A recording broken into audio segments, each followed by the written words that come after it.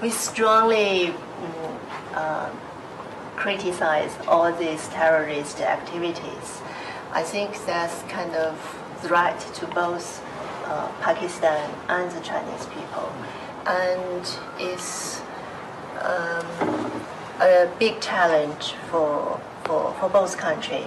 And not only the two countries, actually the terrorists are a big threat for the whole world.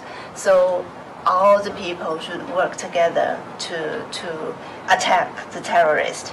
Cannot allow them to do this kind of thing to the people, to the Pakistan people, to the Chinese people, and to all the normal people.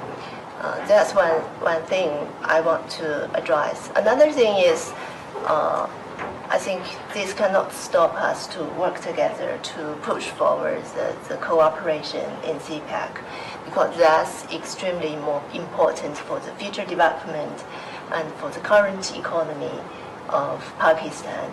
And also is the flag project of the Belt and Road Initiative, and the both governments are determined to work together to make the project push forward and make the project a big success. Already, the local people and the local economy already benefit from the projects there. So we are facing challenge, but this cannot stop us.